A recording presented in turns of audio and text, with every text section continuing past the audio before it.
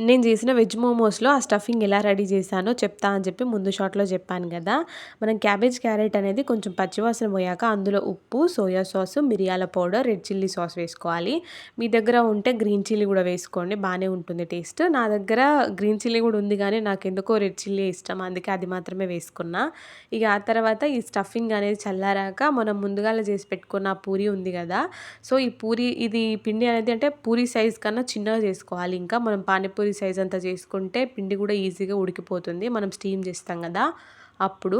So, నేనైతే ఇలా చేసుకున్నాను. కానీ అది అసలు ఇలా ఫోల్డ్ చేయడం రాలేదు. అంటే మోమోస్ షేప్ అయితే రాలేదు.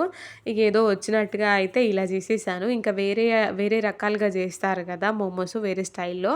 అట్లా చేద్దాం అనుకున్నాను గానీ ఎందుకో నాకు భయమేసింది. ఆ స్టఫింగ్ అంతా బయటకొస్తుందేమో ఎందుకు వేస్ట్ చేయడం అని ఇలాగే చేశా.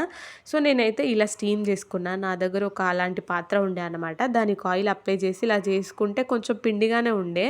మళ్ళీ ఎందుకైనా మంచిదని చెప్పి మళ్ళీ ఇంకొక దాంట్లోకి ఇలా షిఫ్ట్ చేసుకొని మళ్ళీ ఉడికించా. ఇవి ఉడకడానికి మాక్సిమం ఒక 25 మినిట్స్ అట్లా పట్టింది. ఫైనల్‌గా అయితే ఇలా రెడీ అయిపోయినాయి. నిజంగా నమ్మరు టేస్ట్ మాత్రం చాలా బావుండే.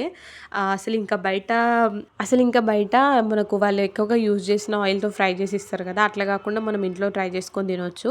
ఇప్పుడు నేను చేసినవైతే మరీ స్ట్రీట్ స్టైల్ టేస్ట్ అయితే రాలేదు గానీ, హెల్తీగా అయితే మనం ఇలా ఇంట్లో చేసుకోవచ్చని అయితే అర్థమైంది. నాకు పన్నీర్ ఫ్రైడ్ మోమోస్ ఇష్టం అన్నాను కదా! సో, వీటిని కూడా మళ్ళీ నేనైతే ఫ్రై చేసుకున్నాను. ఇలా స్టీమ్డ్ మోమోస్ కంటే కూడా ఇవి బావుంటాయి.